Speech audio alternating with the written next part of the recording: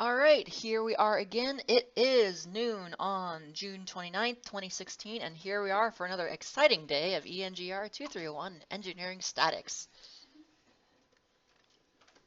We are fresh out of exam 2. We have one last unit to cover. This unit will be over the two remaining chapters, one on centroids and centers of gravity, the other on moments of inertia. So today we'll be talking about centroids and centers of gravity, and then we'll be moving on to moments of inertia for the lectures on Thursday and Tuesday, and then this course is done. All that will be left after that is the final exam. So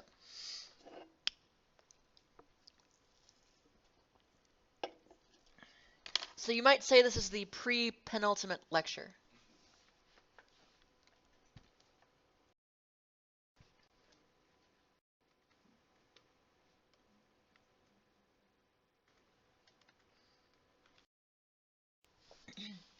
So we'll start by working through some theory. So what is a centroid? What is a centroid?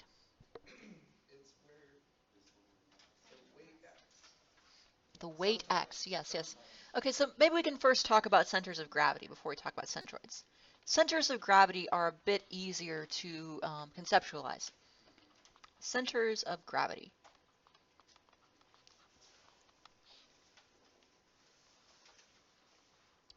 Centers of gravity are the average location, the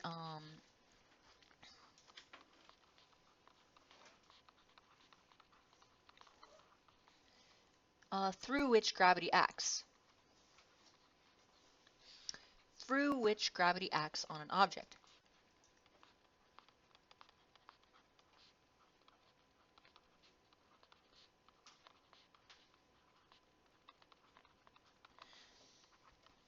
Or the location of the vector sum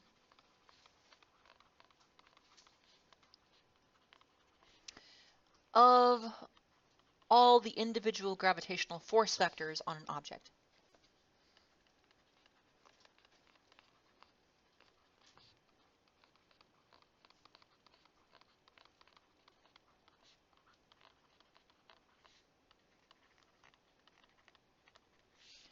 On an object.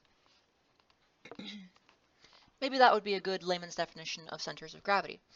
Now, we can say where this comes from. Ultimately, this comes from the gravitational force on individual atoms. I believe we've discussed this a bit in the past. We could say, when I say the gravitational force, what I'm really talking about is even on one individual atom, the weight vector, the gravity vector on that individual atom would be the sum of all the gravity vectors between that atom and every other atom on the planet, wouldn't it? That's a fantastical number of vectors, each one fantastically small, and that even their sum is fantastically small, the gravitational force on a single atom. But you add all that nonsense together, and you get a measurable weight, which is the weight of common everyday objects. For things such as plane objects, if you have a plane object,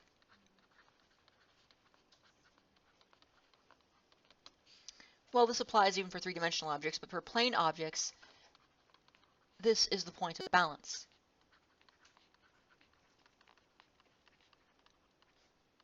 What do I mean by that? So if I constructed I don't know, a complicated shape, just an arbitrary shape, even a hole cut out of it or something like that. Say this is a plane shape and I'm looking down on it from above. If I were to calculate exactly where this, say I cut this out of sheet metal. So this is just a sheet of metal cut into a arbitrary shape, any shape that you like. Or I could even make it out of a curvy shape if I'd like and do some integration via that. But the center of gravity would be the location on which gravity acts. And what's special about that is that that's also the point of balance. So that means is that if I wished on this plane object, if I were to go and hang this thing from a string, for instance, so here's the plate, looking at on it elevation view, if I have my center of gravity there, here, I could hang this thing from a cord at a single point and it would remain in balance. Because on this object, if I drew a free body diagram of this,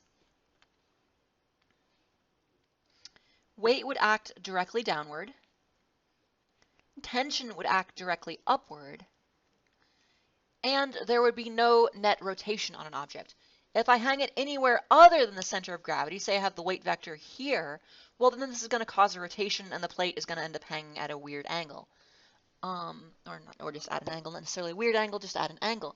So that's what I mean by the point of balance. You can balance plane shapes by hanging them through a single point from their center of gravity, or alternately you could support them via a single point at that single pin support at that location, for instance. You've probably seen things like this before. Like sometimes you see really cool sculptures that somebody makes they make a kind of weird shape like that. Then they have like a little conical base.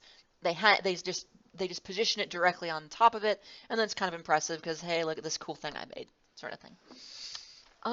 Anyway, but that's the idea. That is the fundamental idea of the center of gravity. So, what is a centroid then? What is a centroid?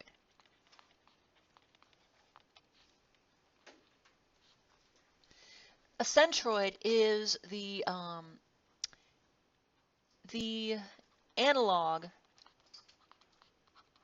of center of mass to other systems.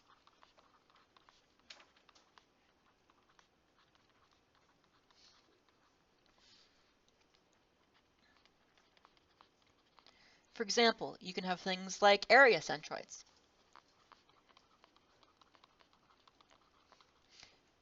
Force centroids.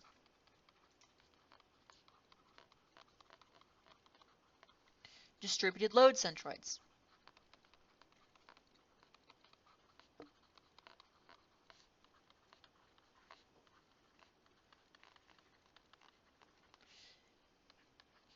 Pressure centroids.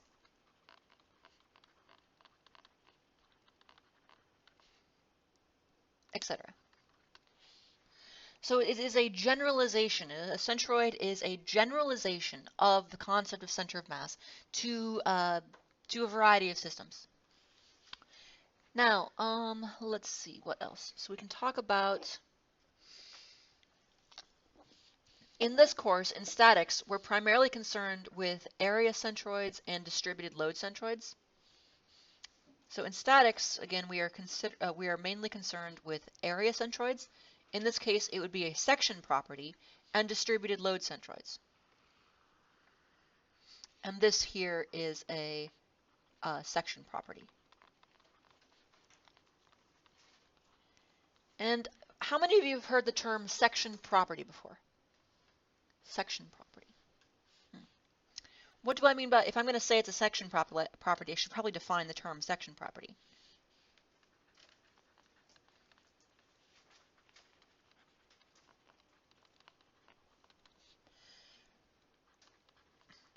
Those properties of an object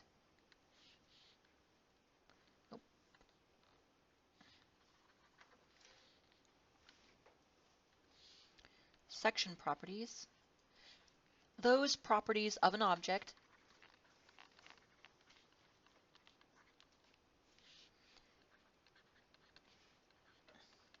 that relate to the cross-section. Relate to the cross-section. To the cross-section. In civil and mechanical engineering, we are concerned greatly with section properties because we use things like beams and columns and cross-sections and rods and pulleys and, well, maybe not pulleys, definitely rods and beams and things like that. These are common elements of machines and structures. So we are paramountly concerned with cross-sectional properties in these branches of engineering. And you are also to electrical engineering to a lesser degree, but mainly looking for electrical properties, obviously, um, rather than physical properties. But even electrical engineers need to consider section properties. For example, if you're designing one of the design considerations, especially on say like long distance power lines or any kind of long power lines, is well, not only does the wire need to be able to carry the required currents and voltage, but it has to physically hold up. I mean, if your wire is over a very long span and it's going to fail under its own self weight or wind, well, even if that wire is enough to carry the required electrical demands, if it's physically going to tear itself apart, obviously that's not going to work. So even electrical engineers have to be concerned with this to a certain degree in certain applications. Section properties, there you are. Now, and so examples of section properties. Centroids, like we said. Cross-sectional area. You should all know what cross-sectional area is. It's not that difficult to calculate, hopefully. Cross-sectional area. Let's see, moment of inertia.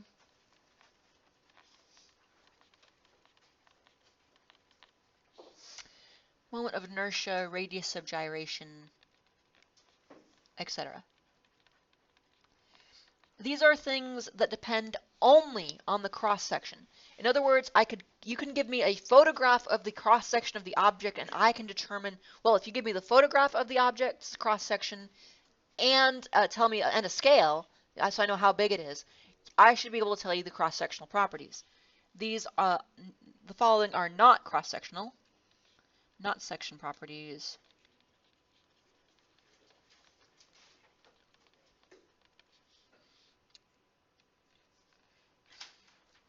Things like weight, I should say, yeah, weight, density. Huh? Radius of gyration? Sorry, bad handwriting. Radius of gyration. Things that are not section properties but are still properties of an object are things like weight, density, elastic modulus. Huh? Elastic modulus, yield stress, etc. These things all depend on what the object is made of. It depends on the material. Cross-sectional properties are a property only of the geometry. We do not care what the object is made of. We only care about its physical shape. Those are section properties, fundamentally. Is the radius of, no wait, hold on.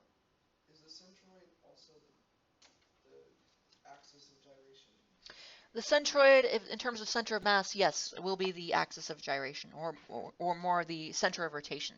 So yeah, that's another property of centroids, that or at least the center of mass, that an object, I mean, you can force an object to rotate outside of its center of mass. So say if you just like, oh, did you get this already?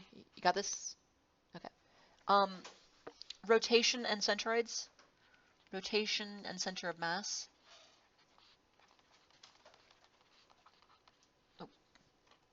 Center of mass. Rotation and center of mass. Say you have an object, I don't know, looks something like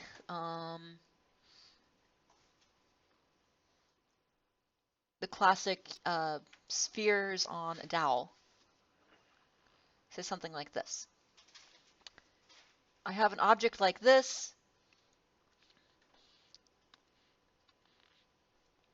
and the center of mass might be somewhere like here.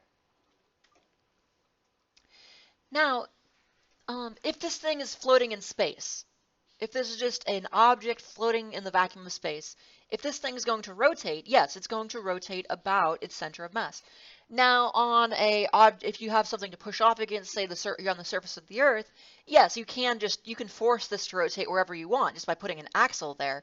But it's going to be wobbling off center. There's going to be vibration, things like that.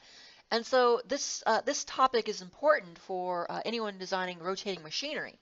Ideally, in most applications, you want your center of rotation to be right along your center of mass. Because if you have, say, a turbine that is rotating and there is a wobble to it, that's going to be a problem. You're putting a lot of vibration into your system. You're putting a lot of vibration into whatever object, whatever application this turbine is. Maybe if it's a power plant, well then you just introduced vibrations into your structure. If it's in a ship, then you just introduce vibrations into your ship. Ideally, a turbine, the rotation of the center of the axle of the turbine, you want that axis of rotation to be directly along the center of mass. Now, this is of course impossible. You can't build an object that's perfectly balanced. There's always going to be some non-zero, there's always going to be some off-center rotation. But anyway, yeah, so this is where you get vibration. But then there are some objects that there are some objects that you purposely design them to have an off-center rotation. There are objects such as various industrial machinery and things like that, where you want to have vibration in various locations. So if you want to have vibration in an object, you design it so it has like an axle and then a weight that is purposely constructed off-center of that axle, and this produces vibration every time this thing goes around. So anyway. Okay, so I think I'll start with a very simple example to illustrate the concept of centroids and center of mass, and then we'll work up from there. Okay. So let's look at a simple example of center of mass.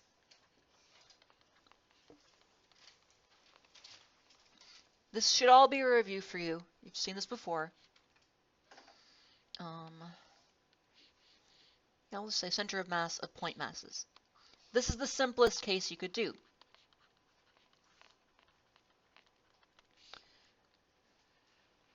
This would be the simplest application of center of masses, where you have, say,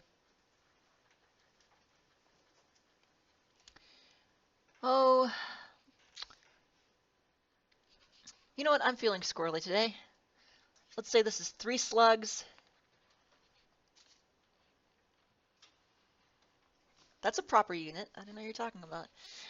And this is, for those who don't know, what is a slug?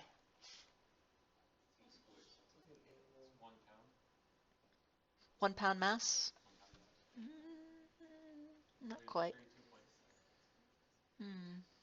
Not quite. It's an antiquated unit of mass that's used in the imperial system sometimes. But oftentimes you see pound force and pound mass. It's not directly related to pounds. Anyway, but I felt like being weird. But what's new? And let's say this is 7 slugs. And then the distance here is, along our, I gotta make this problem interesting. So let's just say this is, well actually, let me put the 0, the XY axis here, just so I can have some interesting coordinate systems. So this is the X, this will be my origin here. This will be my origin. And let's say this is, 5 rods and 2 rods. No, I don't want to do that. Let's make this 8 rods. What's a rod? Chains. It's just another old antiquated unit of length. Having fun today. Again, this should be the units we use shouldn't matter. This is a boring problem, so I decided to make it. So what is a slug and a rod in space unit? Off the top of my head, I'd have to look up the conversion on those, but you could easily look that up. Yeah, because that was one of the homework that had slugs, and I was very shy. I never heard of a slug. It's well, the slug. Let's see. Let me review that. I think it's like 14 kilograms or something. It's related to like I believe it's a inch. It's a centimeter, not a centimeter. It's an inch second thing. Um, but then one slug. Let's get an approximate kilogram unit for that, just for comparison. One slug is about 14.59 kilograms. It's just an old antiquated unit for mass. Yeah, it's 14.59 kilograms and 32.17 pounds. Mm. Okay.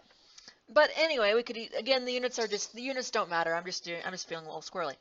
Okay, so the coordinates for this object here on the left are -8, 0.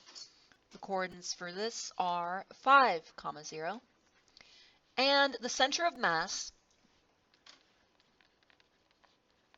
you've all seen this before, so I don't want to dwell on it too much, is simply going to be a weighted average. It's just -8 times 3. Actually, let me show the units on here just for fun. -8 rods times 3 slugs plus 5 rods times 7 slugs. How annoying would it be if I did the entire class in cubits? Huh? Okay. Huh? What is that? Ugh, never mind. Do you know what they're using in Bible? It's a really old unit. It's an ancient, like, Babylonian, Sumerian unit. Yeah, it goes way back. 3 slugs plus 7 slugs. And then this is just -24 plus 35 over 10, and I get 1.1 slugs. Or no, 1.1 rods.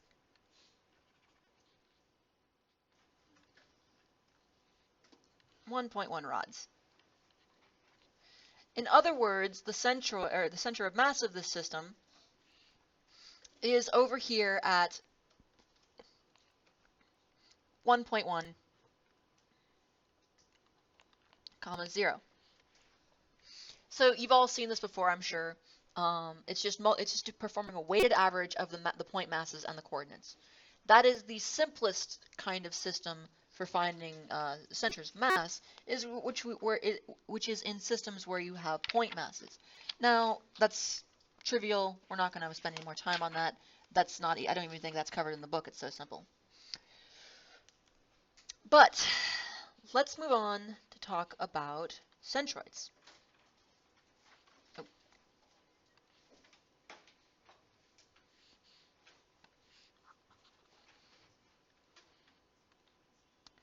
So centroids, we are usually concerned about centroids of area. You're going to perform a weighted average. Now this is the tabular or non-integral method. Perform a weighted average of the areas in a shape. So there is an integral method of this. Yes, we'll be learning. I'll be going over that after this. Yes. I have a question. Mhm. On the test, will it be like, will you ask for the integration method like you did For one last? piece, yes. Okay. Of a shape. So yes, you will need to do integration for the exam. So, for example, consider this. Let's look at a fairly simple system.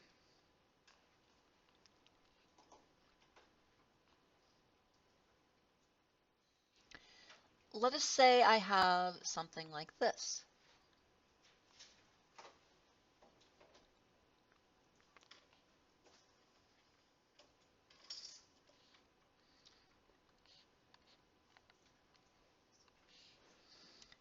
Oh, let me put some dimensions on here. No rods. No rods. No rods. No rods. How do you feel about furlongs? It's too long. Fathoms? Can't fathom it. Chains? How about hands? How about hands? Sorry. Okay. Anyway, sorry. Okay, actually, I don't want to include the circle yet, because... What'd they say back there? Okay. Let's do something like... I will stick to just,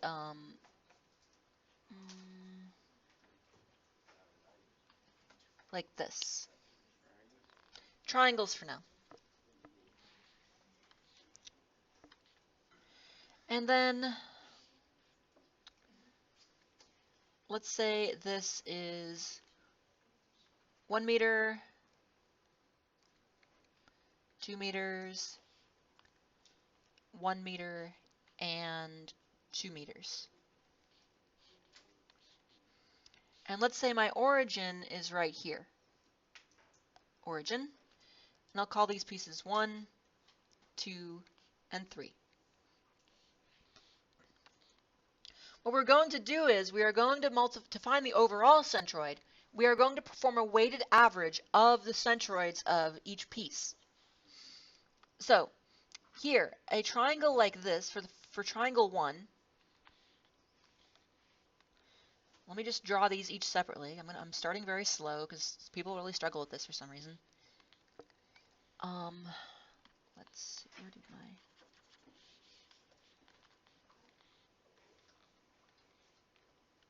People often struggle with this. So piece 1.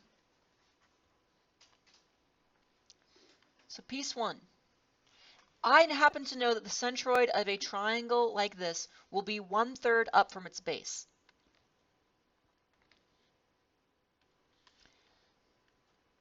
So the centroid for this triangle, this symbol here again that I'm drawing is like this, in case you haven't seen this before.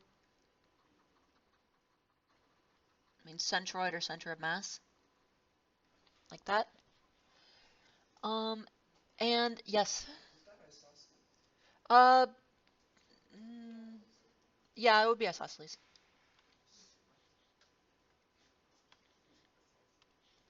So this is going to be at the center of this. So this is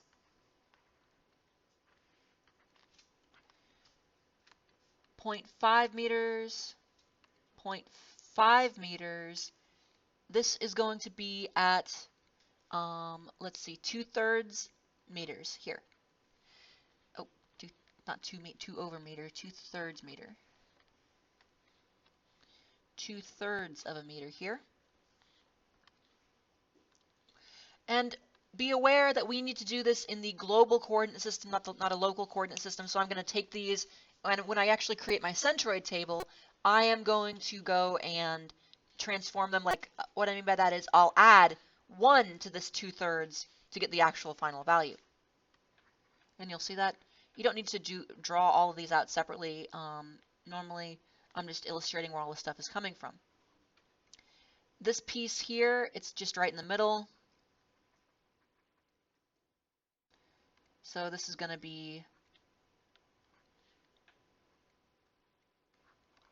0.5 meters and 1 meter, or no, 0.5 meters and 0.5 meters. It's a square. In other words, it's right in the center.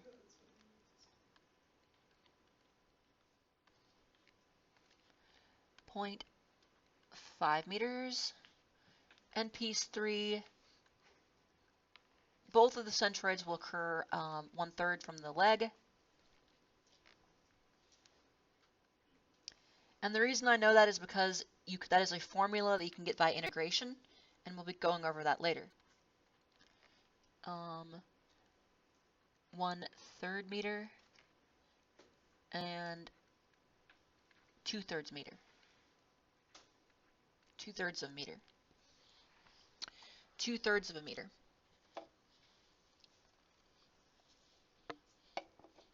All right. So there's that. Let's see. So I can create, I prefer, the way I like to keep all this organized is I like to create a table. So we can have piece number,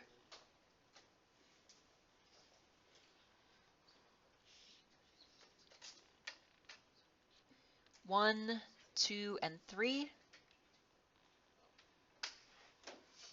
a question.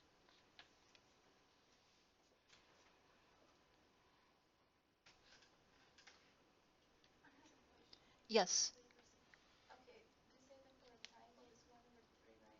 it's 1/3 from the leg. 1/3 from the leg. And the reason that I didn't have a 1/3 here is because this is really made from two right triangles joined together, Okay. and their vertical will both align, but their in other words, the vertical centroids will both be at 1/3, but their horizontal centroids, this piece would have 1/3 from this edge, this one would have it 1/3 from this edge, and they line up to be right in the middle. Okay, so x bar for that piece. X bar would mean the x coordinate of the centroid for that piece. Y bar would be the y coordinate of the centroid for that piece. Area,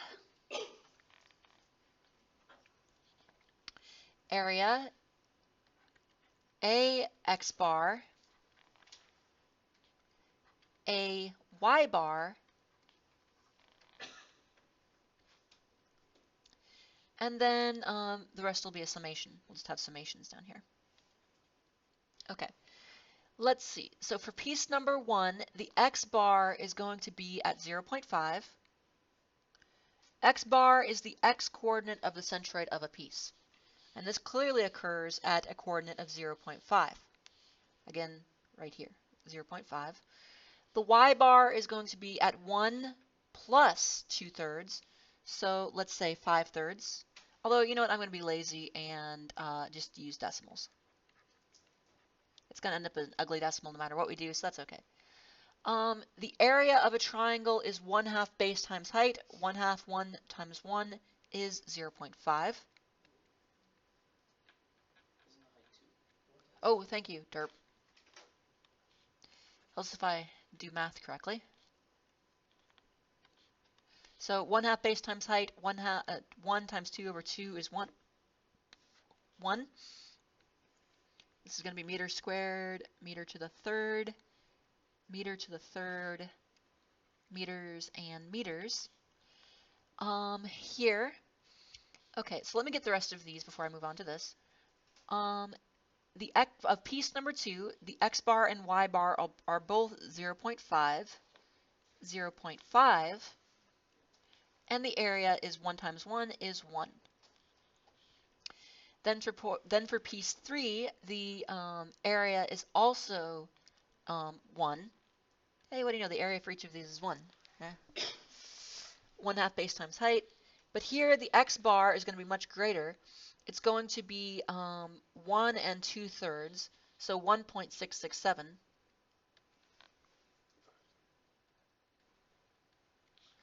And the y bar is going to be 0.333. So the summation of these, that's the only downside of this eraser. It likes to erase entire lines. It's hard to erase just a piece of a line.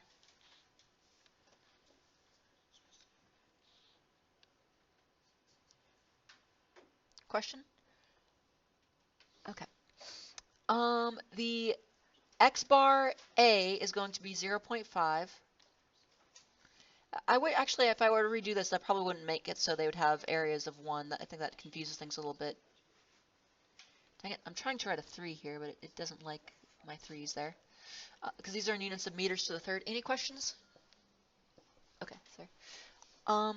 This one is 0.5, 1.667. This one is 1.667, 0.5, and 0.333. Okay, and now we simply sum these up. 3, 2.667.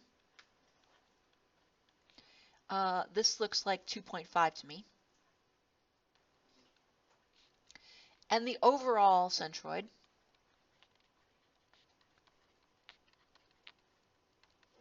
the combined centroid, x bar is going to be 2.667 over 3, which comes to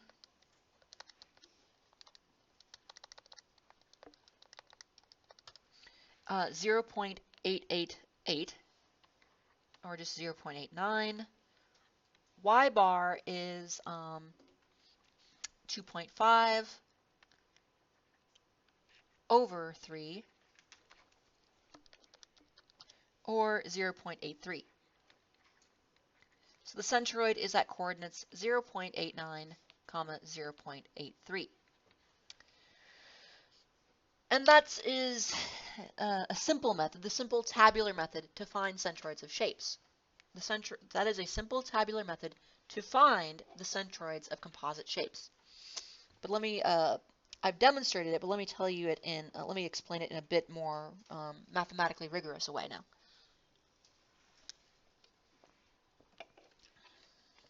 Okay, so centroids of composite shapes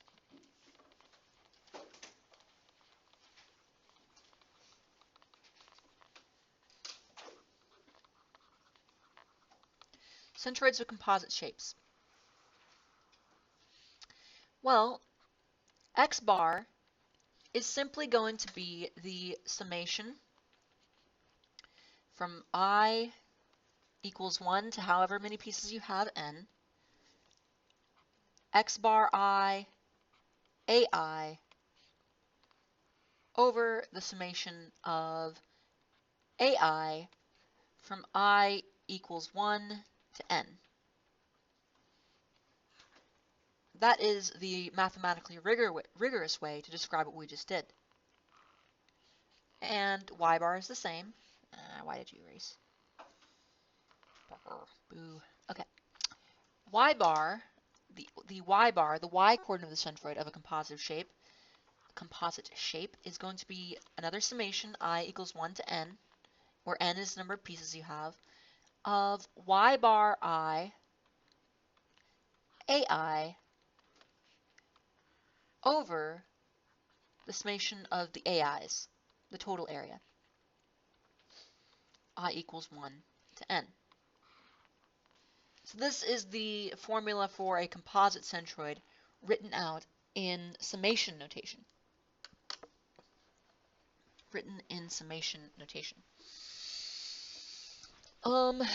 So there you have it. And if you have holes in an object,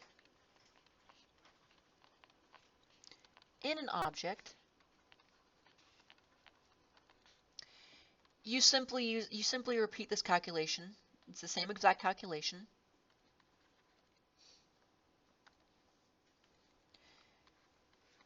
You simply use a negative area in your calculation. A negative area in your calculation.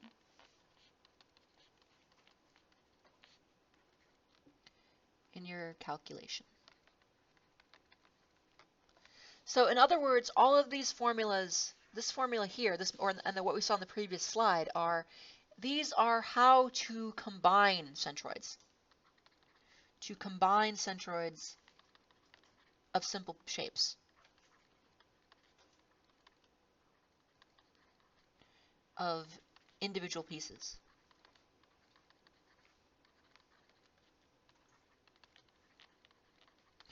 Okay, but that raises a question. What question is that? What about the pieces? Exactly. So we've seen now it's fairly simple to combine individual pieces together, but how do you find the centroid of each individual piece? Now there's the devil. Where does that come from? So, how to find individual pieces? Once you have each piece, it's very easy. Once you have the area and the centroid of each piece, it's trivial to combine them together. It's just a table. You just multiply their areas times the coordinate of the centroid of each one. It's very simple. But getting the centroid of each one, now there's the tricky part. So how to find centroids of individual pieces? That's where it starts getting hairy.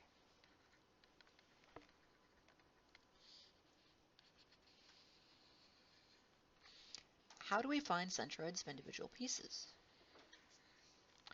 Well, there are two main methods. Centroids of individual shapes.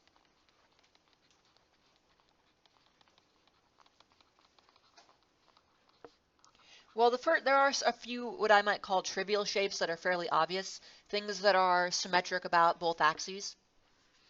Maybe I could just say 3 methods even. I'll write that out.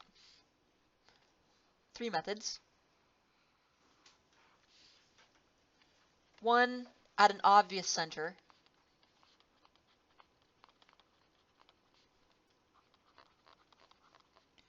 For doubly symmetric shapes.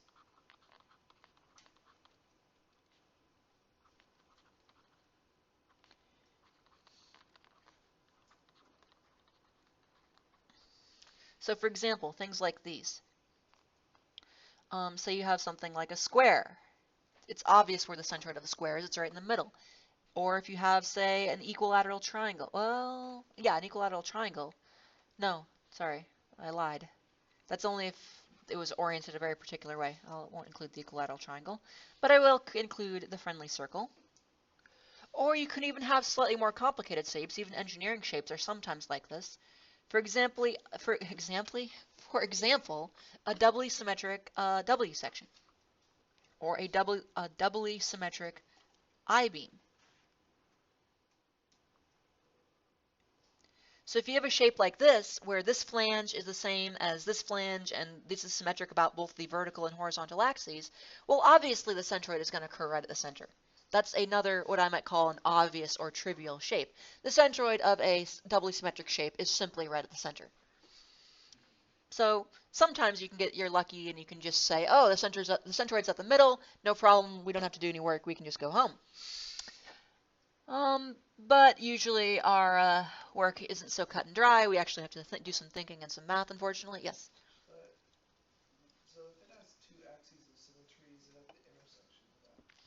Yes, in other words, yeah, if there are 2 axes of symmetry, the centroid is going to be at the intersection of those axes of symmetry. So if you have like an equilateral triangle and then you draw 2 altitudes? That might work, yes. Okay. Okay. Okay. Then you can, another method that is commonly used, especially if you have a common shape, but maybe not necessarily a trivial shape, look up a formula in a centroid table. In a table of centroids.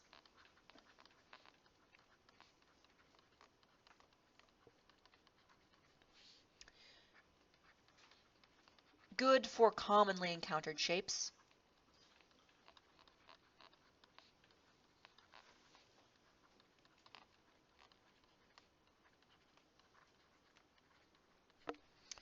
Okay, I believe there's an example of this on page 225 of the Beer Vector Mechanics book. It's simply a table of centroids. It lists, in fact, let me see if I can find a table of centroids really quickly. Usually you can find a quick one by Googling. Just a second. I don't have that slide handy, but I can get that real quick. Do we have a table on the test? Yes. Oh, are we not connected? It's not this one on the. Yeah, that one will work. That's a table of centroids. Yes, 225, and there's also should be one in your back cover of your book. Let's connect to that. I want to get you an example of a table of centroids. Actually, wait, I think I have the book on PDF here. I believe, yes, here. This is chapter 5, 225.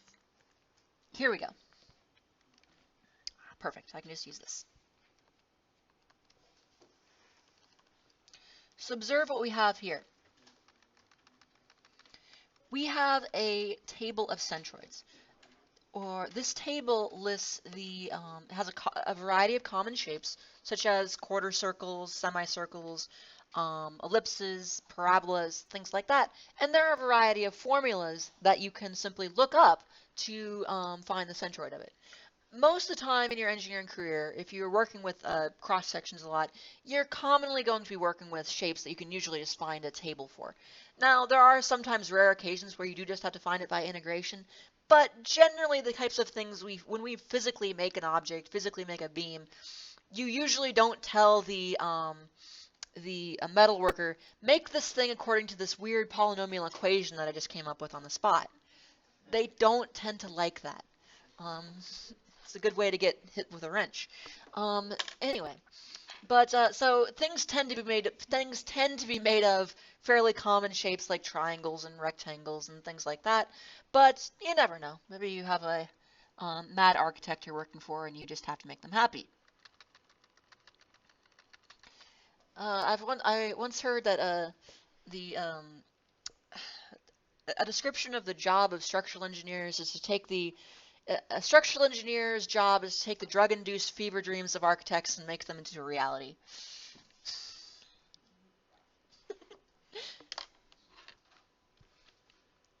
The example I always like to mention is I once saw in a newspaper this was mid 2000s. They were looking at they were holding a design competition for the building that would replace the World Trade Center, for the signature building in the World Trade Center site. And they went through a whole bunch of different, they went through like several rounds of design competitions. But I remember one particular one that stood out because it was clearly designed by someone who had no idea what they were doing.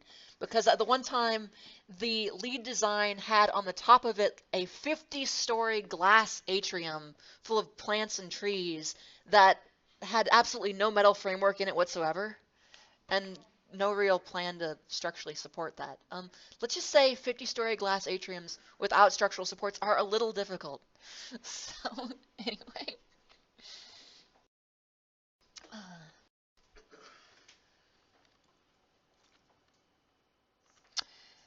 So you can use tabular methods, or sorry, not tabular methods, that's what we saw previously. I should say in a table. But we don't like just saying, oh, look up the formula in the table, because then that just raises the question, where did the formulas come from? Well, ultimately, those formulas come from integration. And so if you ever, think your book is lying to you, for instance, you can go and you're so inclined, you can prove the formulas in your textbook or in any other table, etc. You've all taken calculus. You all know how to do this. You all should know how to do this. The integrals are usually not that difficult, etc. Okay, so the third method for finding centroids of individual shapes is via integration. And that's what we'll talk about on the next slide. Integration. Okay. Centroids via integration.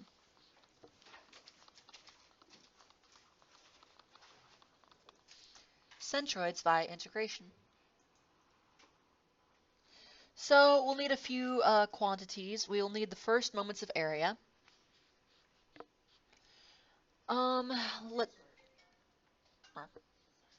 Okay. We will need first the moments of area, or the first moments of area.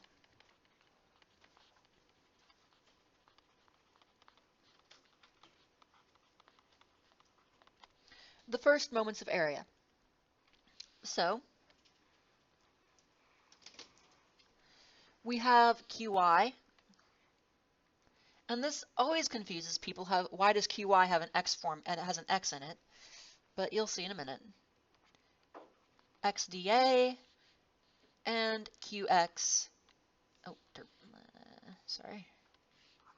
QX, not integral X. QX equals the integral of YDA. So this is the first moment of area off of the x-axis, off of the y-axis.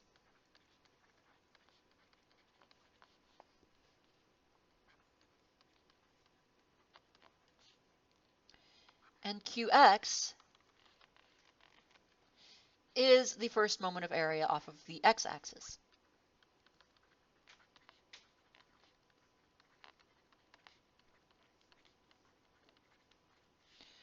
Off of the x-axis. So students always get confused when they see this. They say, wait, why does y and x, I'm confused. Okay. The reason for this, you have your y-axis. If you have a dA, and by dA I mean the integration, not the district attorney. I don't know. Just can you tell the semester's almost done? Okay. dA, here's our dA. We're trying to find the area integral off of the y-axis. And we measure this in terms of an x-coordinate. So we're going to be looking at little dAs and measuring how far each of them is from the y-axis. And in order to measure how far something is from the y-axis, you need to use an x-coordinate. In order to measure how far something is from the y-axis, I need to use an x-coordinate.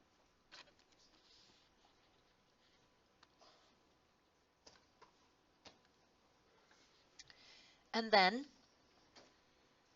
if you have the x-axis,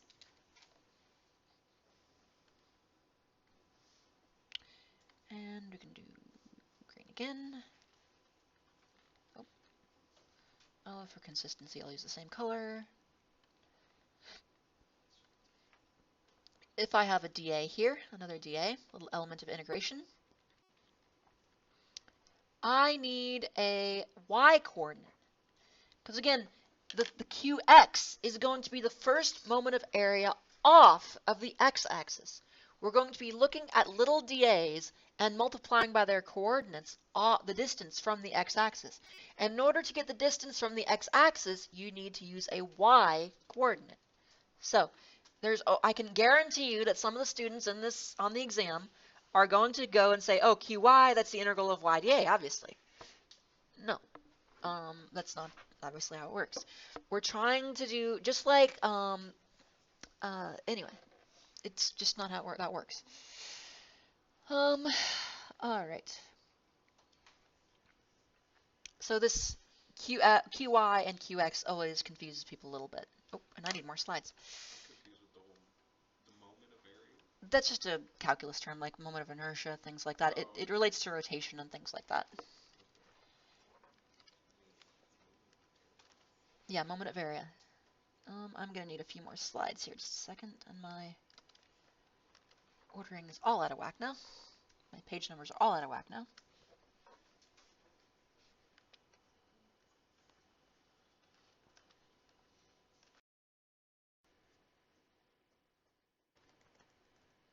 Okay, and so how do we actually use this then?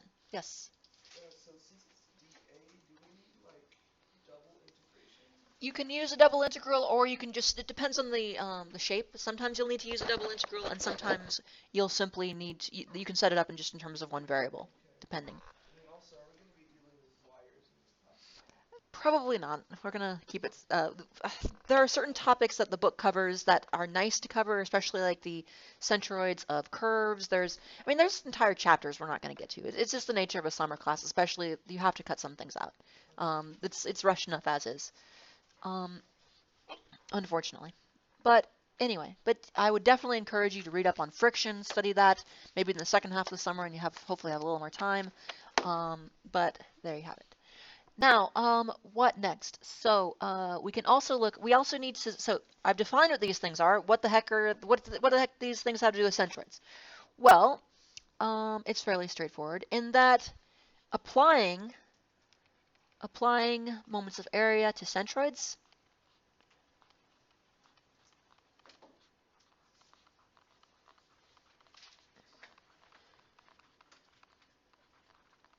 Well, it's fairly simple. X bar is going to be qy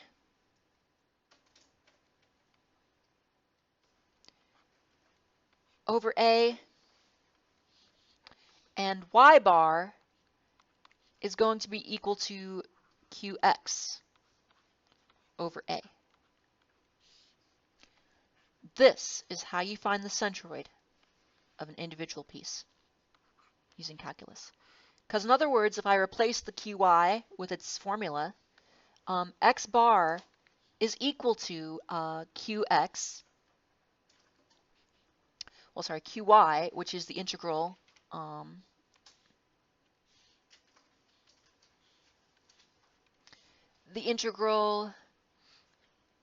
x dA over a, and y bar is equal to the integral of y dA over a, like so. And we will learn how to apply that when we come back from a short break. All right, questions on that theory? Those cover the theorems that we'll be applying in the next unit, or when we come back. And so, other questions on this? Yes. Is the 1 over a inside of the integral? Is the 1 over no the over a is not inside the integral now. Okay. The over a, we're literally just dividing by the area. Although for certain shapes we will, huh? Oh, I guess it doesn't really matter because Although it's constant. although for certain shapes we actually will need to use integration to solve for the area. Okay. Okay. All right, let's go take a short break, and we will come back and look at some examples.